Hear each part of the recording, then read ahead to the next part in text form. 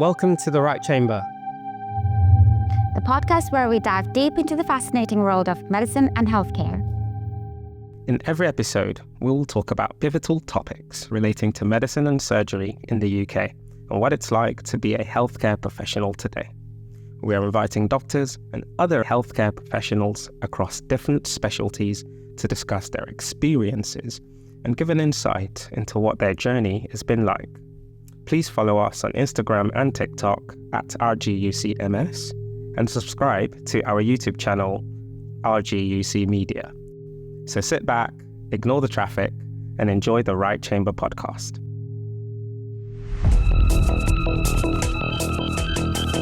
Sabena Jameel Chowdhury is Professor of Medical Professionalism Education at the University of Birmingham Medical School.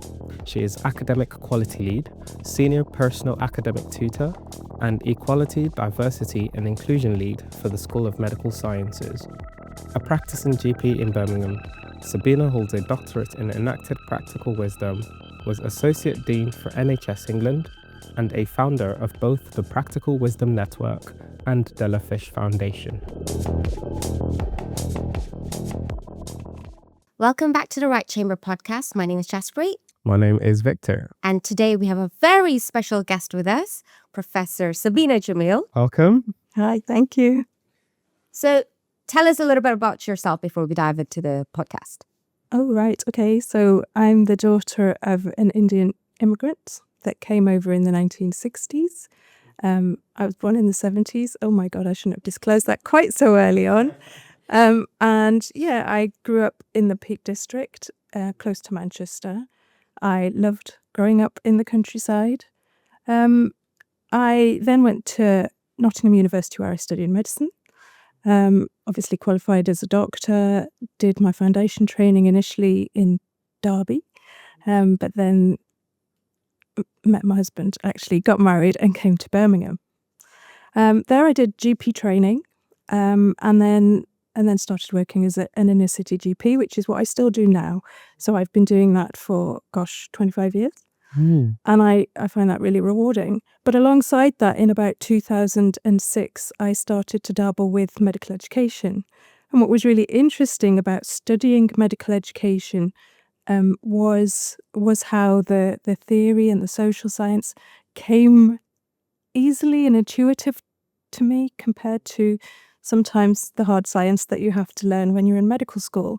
So this really grabbed me and I thought, gosh, yes, and realised that if I want to shape the future of medicine, then actually getting involved in education is a good way to do that. And that brings me sort of to my journey, which was never a massive aspiration that I want a PhD or I want to be a professor. It was never anything like that. It was just what little steps can I take to help me address what I think was a gap or maybe was not done well in my own medical education.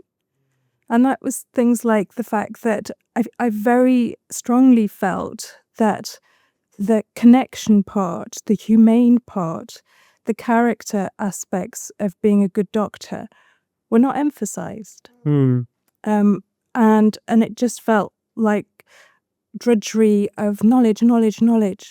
And interestingly, I never could have predicted this now, but with the advent of AI, the knowledge is at our fingertips. And actually there is more of a need for us to be that genuinely caring human being, that doctor. Those are the skills that I think we need to nurture. Absolutely. And that's the direction of travel that I've been in.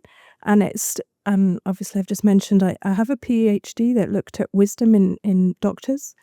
And I really feel I took the life stories of 20 high-scoring doctors on a wisdom scale.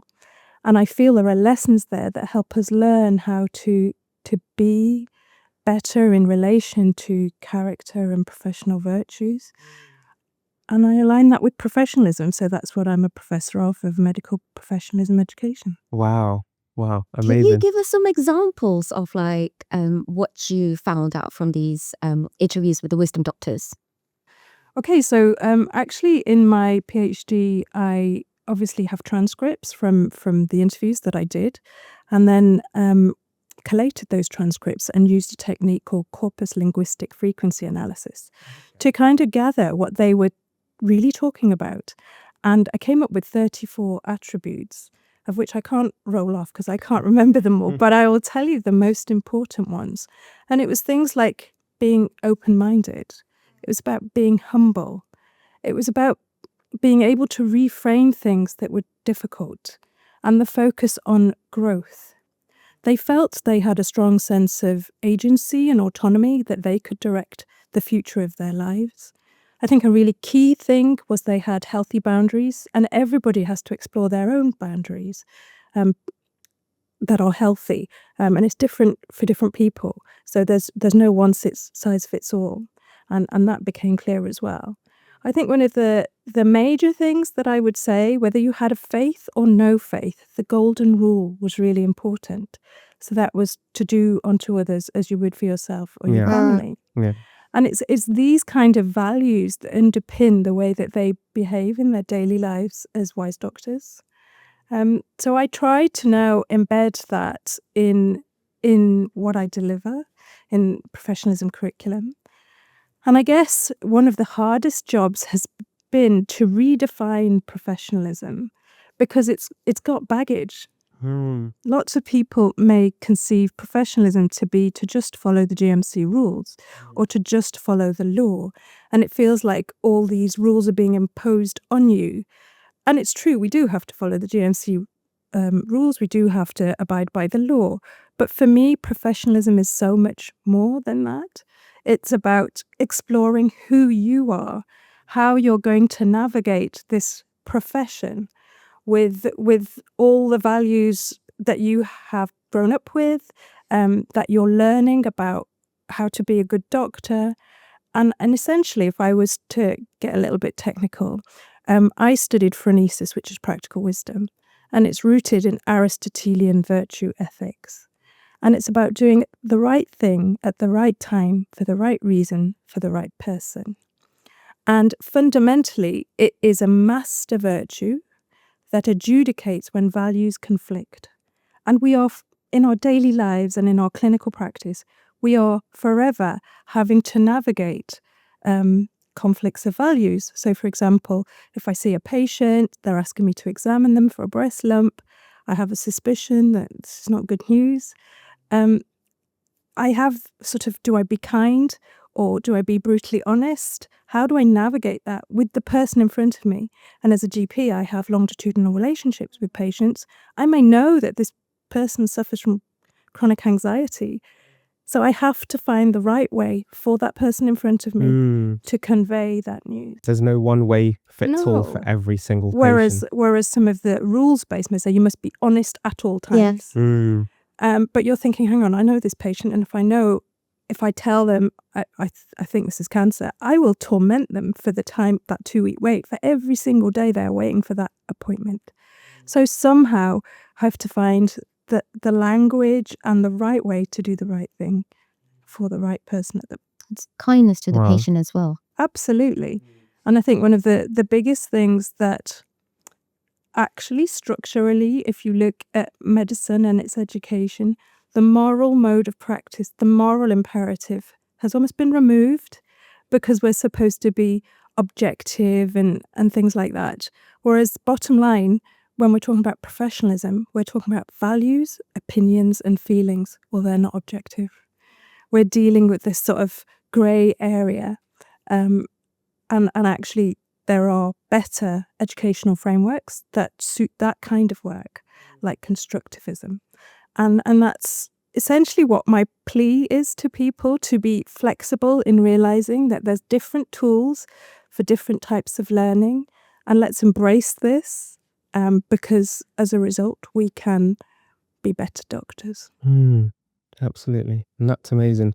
And it's not just about focusing on the external rules that are being imposed, that, kind of like a tick box exercise. Okay, do this in this way, then this, then this. But actually it's a lot of the values and morals, as you've said, that you've been trained with during med school, but then also just before that as well, and just your interaction with people and the nuance that is associated in conversation, and making sure you're delivering information in the right way that's targeted for that person.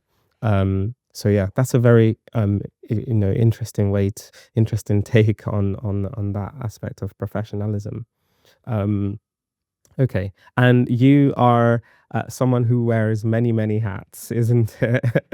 Tell us about some of the positions that you're taking up at the moment. Okay, so we're designing a new curriculum for the MBCHB program, Curriculum 2030. So I'm professionalism lead of the curriculum content for that. So that's one thing I do. And what I love about that is the opportunity for my research to inform this new radial holistic professionalism curriculum. And that's really exciting and fulfilling when you see that something you've been working on academically can be converted into real, tangible practice. So that's one thing. I'm also academic quality lead. So some of you may have seen me on the quality visits when I come to your hospitals with the quality team. And then essentially we need to find out what your experience has been like. And it's a sort of mutually beneficial activity in that we want to support the trusts to deliver the best education they can. But also we also need to make sure that they are following the GMC quality education frameworks, and that if there are any gaps, we're hoping it's kind of a supportive opportunity. And quite often in these meetings, I make recommendations to the medical school and I make recommendations to the trust to try and make things better. But also things like your end of placement evaluation feedback into this system so that we know there's certain things that we really do need to address and improve. So that's another thing that I do. The medical school is part of a bigger school called the School of Medical Sciences. And interestingly, the other 4 units in the School of Medical Sciences are research units. And so in the School of Medical Sciences, I'm EDI lead, so Equity, Diversity and Inclusion lead. And I'm enjoying this work, but of all the work that I do, I can honestly say it's emotionally hard. Because you see people who have been subject to discrimination, harassment, they find it hard to escalate concerns. You sometimes know that there's institutional systemic issues that are not necessarily helping people with protected characteristics and otherwise. But to be involved in trying to ensure that there is fairness and justice feels like a noble quest, really, as difficult as it can be. And then there's not only do we have the issues that come up from the students, from the staff, there are also diktats from government, there's university policy that we need to try and implement to make things more fair. And interestingly, I don't see the EDI work as separate from professionalism work. They go hand in hand. Yeah, so I have a favoured definition of professionalism, and it's got 4 components. And 3 of those components have arisen in previous definitions of professionalism. So obviously that's things like commitment to continuous learning, collegiality, working in teams, all those kinds of things have showed up before.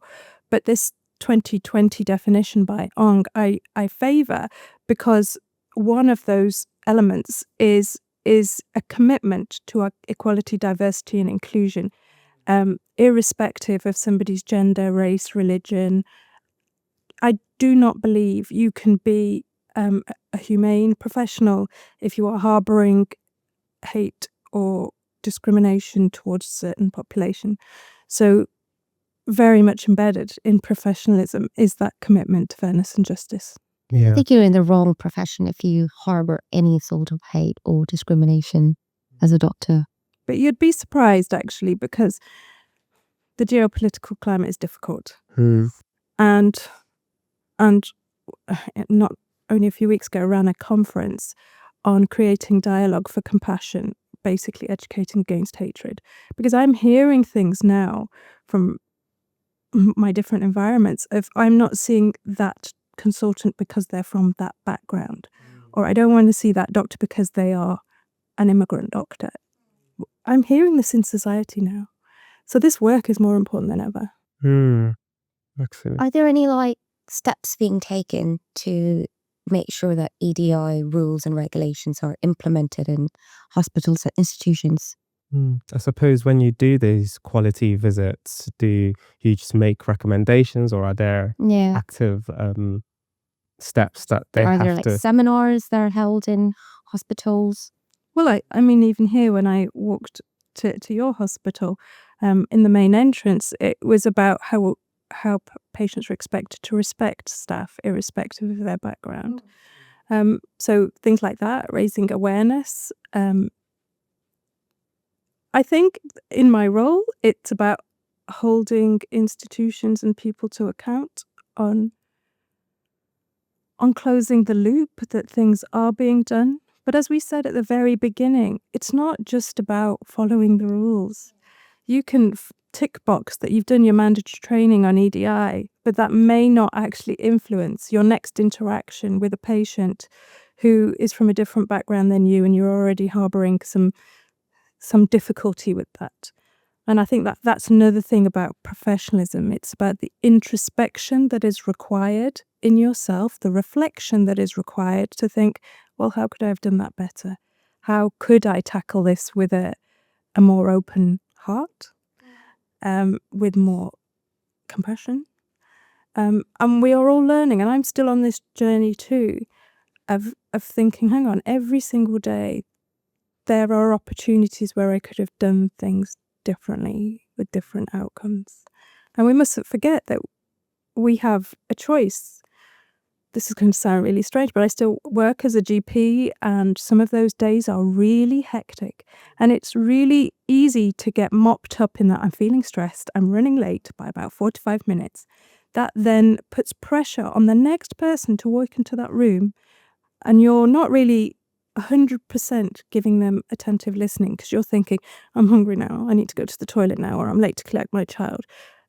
But actually, if you make that intention, I've just got to surrender to the fact I'm late, but this is my opportunity to give the best of my attention to this person who genuinely needs help. And that intention can refocus you to do the best and to listen, because that's a gift as well. If you can listen well, I've had patients, one of the nicest compliments I've had from patients is when I don't feel I've done anything, I've not prescribed anything, and they just walk out of the room and they say, doctor, just talking to you has made me feel better. Yeah. And it's something you hear quite a lot, even on my short placement in general practice. So being a more junior resident doctor in GP, I had a luxury of extended time with the patients, and often I just found that them just knowing that they've been listened to is a lot of time half the battle already won.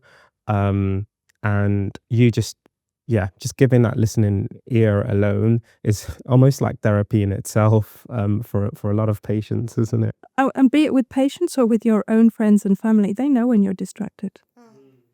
They can tell because you're looking at your phone, you're looking at the screen, you're seeming a bit restless.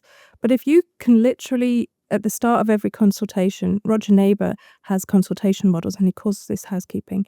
If you can get yourself in the right space to make sure that that is a fruitful 10 or 15 minutes, that intention itself can really help you. And it can be challenging sometimes with, as you've mentioned, alluded to, the systemic pressures that we're often under. Again, the profession, the healthcare profession is one that's, quite under the magnifying lens to society, and every little thing we do can be, it's we feel like we're being watched as well. So there's this thing of, all right, being professional, is it about this image I need to portray, but how much of it is actually internal changes that, regardless of what other people see. This is me and these are my values. How can I be the best me that I can be to this patient in front of me, regardless of who might be watching or what's the guidelines. I just want to be the best I can for this person in front of me.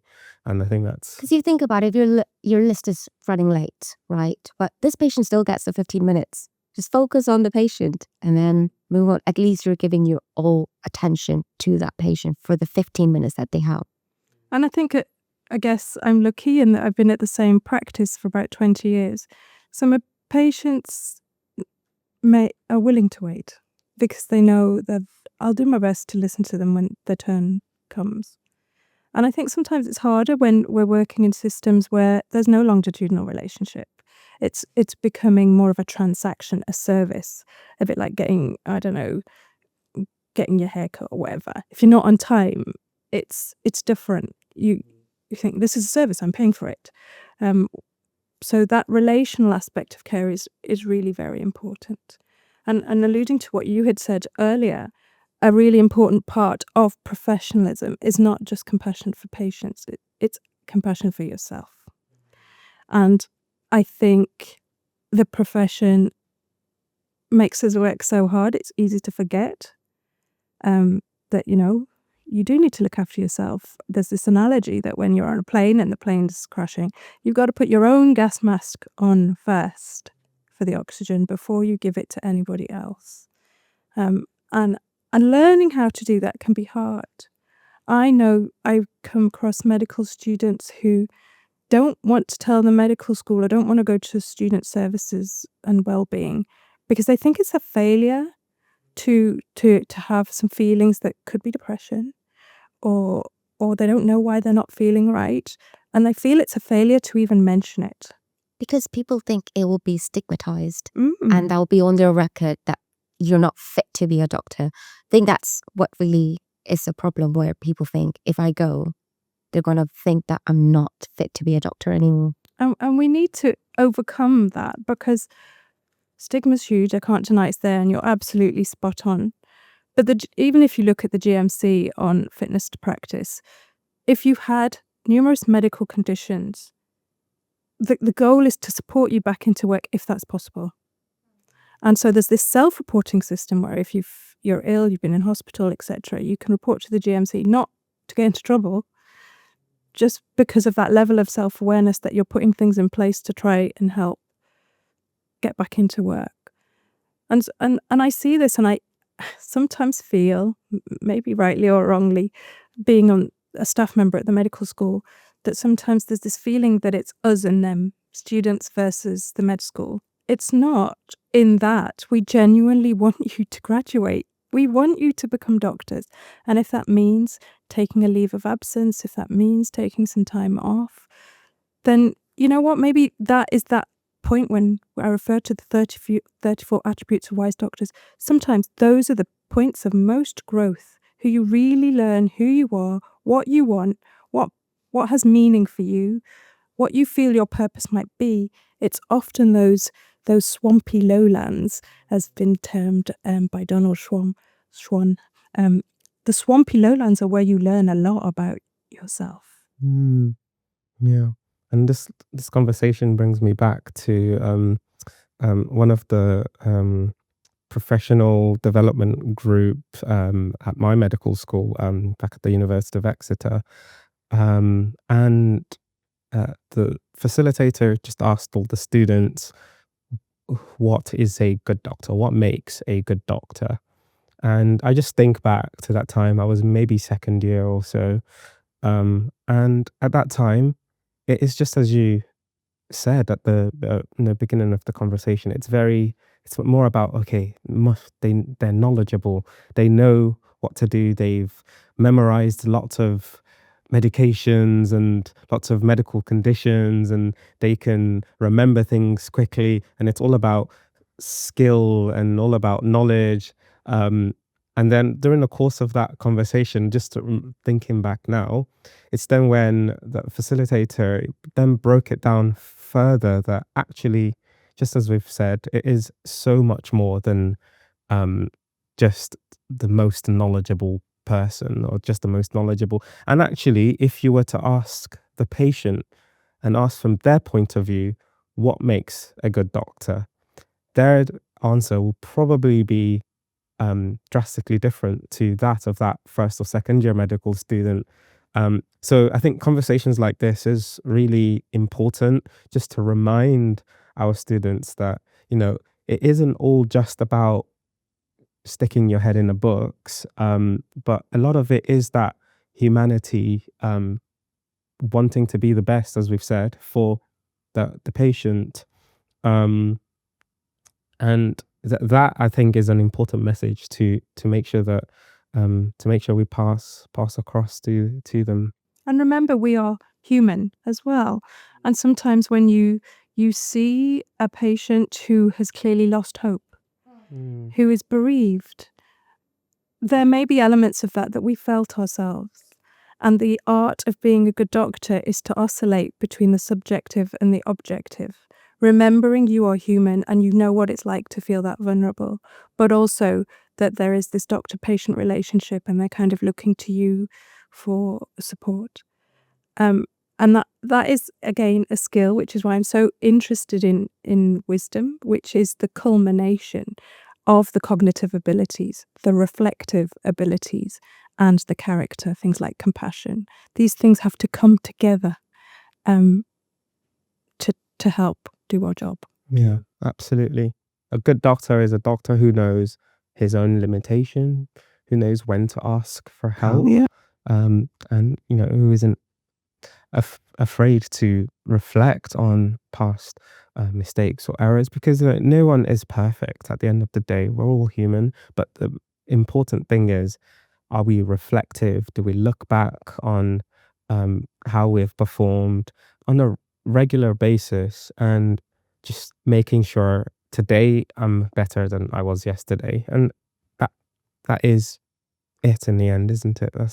Well, yes. I'm not saying we abandon the sort of technical skills, because when it comes to things like surgery, you want your surgeon to be top notch and to not have absolutely high complication rates and have the experience.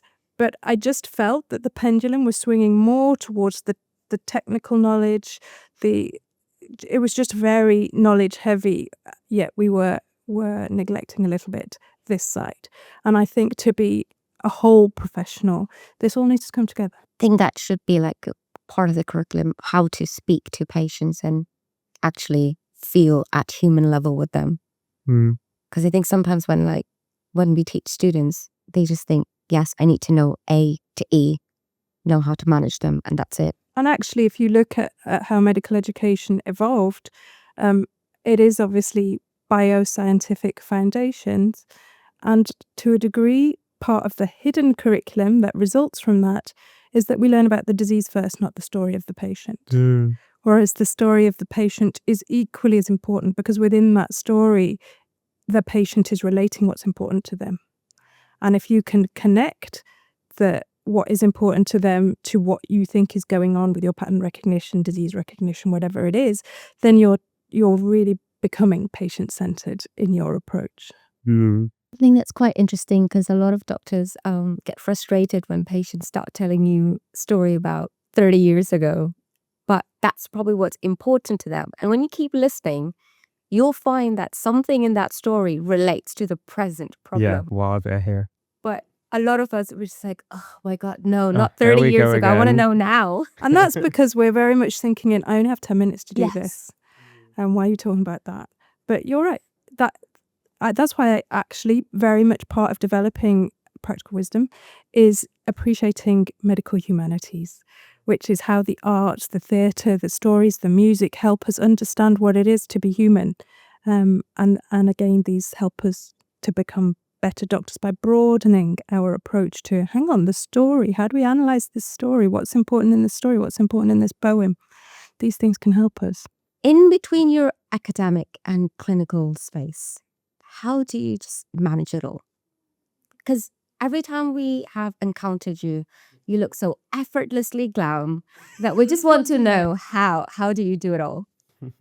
I think because the reason we met is because I was doing a keynote talk, actually, and I mentioned imposter syndrome.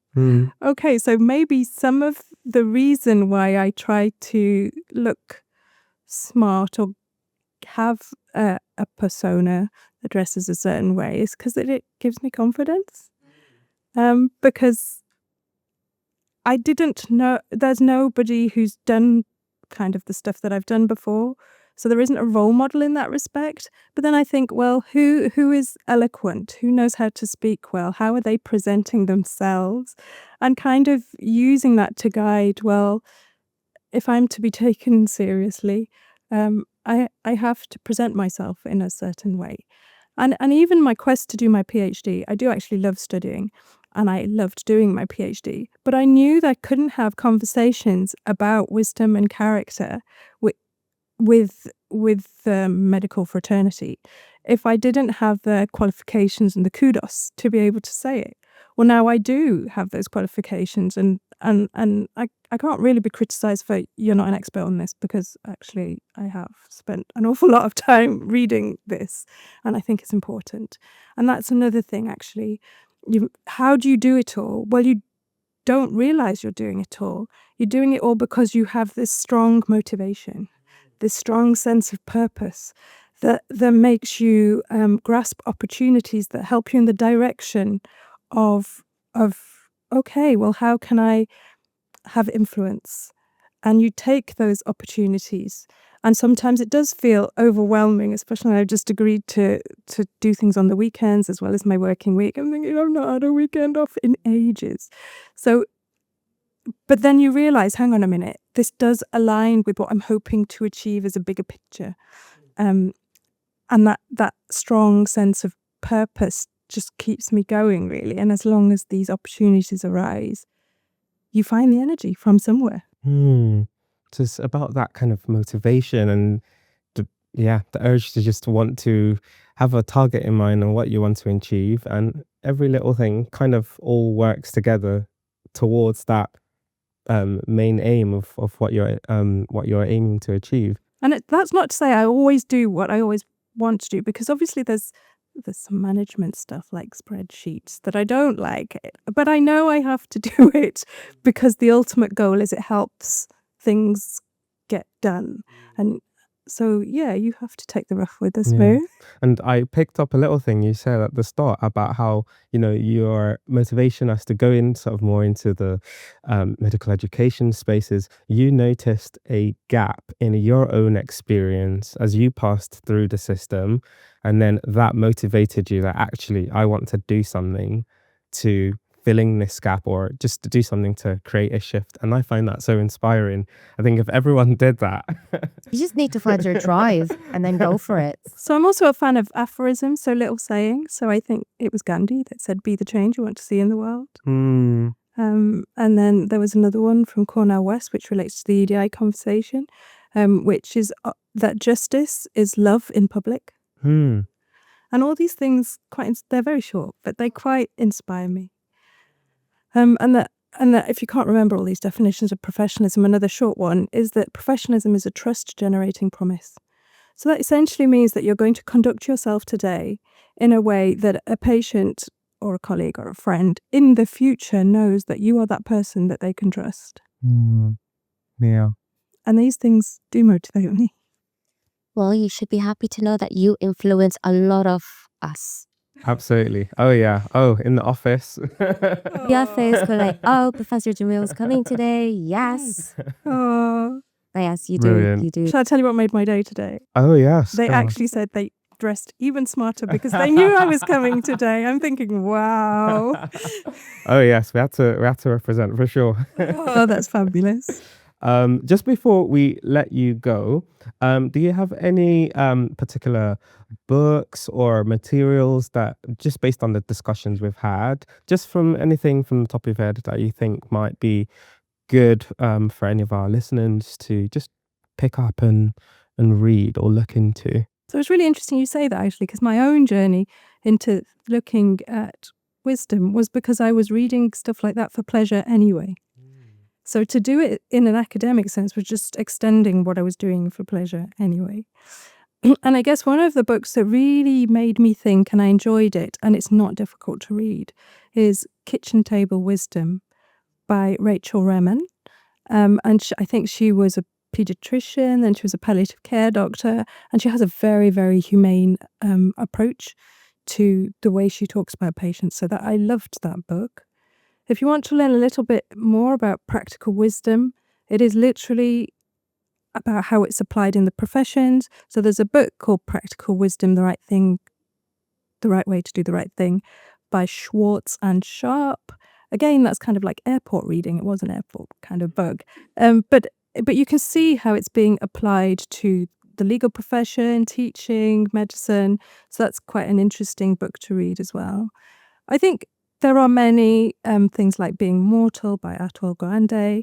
These kind of things just broaden your horizons. And I think one thing we haven't covered today, which I think is really important, reflect on what the goals of medicine are. Because even that there is no consensus on that. And actually industry can send you down one route, which is about treating. Whereas actually, if we look at shamans and ancient healers, it's about healing. And healing and treating are not necessarily the same thing. And then you're put in this system, this treadmill of medical education, where you haven't actually even questioned what are the goals of medicine. And I often see this when we used to run a compassion essay prize for foundation doctors. And it was that essay that for a lot of, there were foundation doctors, would write about this episode that used to replay, I would say, about the futility of prolonging life in a palliative care situation. And they could see that the patient was, all they wanted to do was go home and spend some time with their family. Yet they were being pumped with more drugs, IVs, more investigations. And this scenario, you will come across it. And then that makes you think, well, what are the goals of medicine? And so I'd urge you, even if you're not in that particular situation or faced with it, ask yourself, what are the goals of medicine? Because I think that's a really important question that can tap into what motivates your next steps. Definitely something for me to ponder deeper on. Thank you so much for coming on our podcast today. I think we've both had a really good time, and I'm sure our listeners as well have enjoyed our conversation. Thank you for the recommendations as well. I'm sure people will look more into that. And just for a note to our listeners as well, as you've been doing, if you have questions or contributions to kind of our discussion, feel free to interact on any of the social platforms that the podcast will be released on. Thank you once again, Professor Jameel. Thank you very much. Thank you. It's been a pleasure. All right. Till next time. Remember to stay connected with us on social media. Follow us on Instagram and TikTok at RGUCMS. And subscribe to our YouTube channel, RGUC Media, for more exclusive content and updates. Thanks for tuning in to the Right Chamber podcast. Until next time.